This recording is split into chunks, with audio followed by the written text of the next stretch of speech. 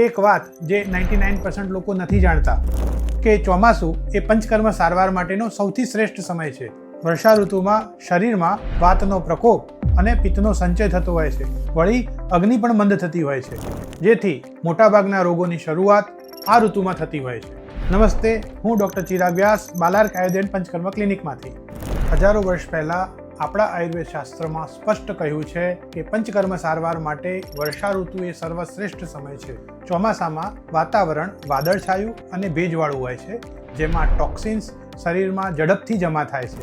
માટે પંચકર્મ સારવાર દ્વારા આ ટોક્સિન્સને બહાર કાઢવા ખૂબ જરૂરી બને છે. પ્રકોપિત વાતના લીધે જોઈન્ટ પેઇન, બેક પેઇન અને પાચનતંત્રના રોગો વધે છે, જેમાં બસ્તી ટ્રીટમેન્ટ દ્વારા વાયુને બેલેન્સ કરી રોગનો મૂળથી ઇલાજ થાય છે.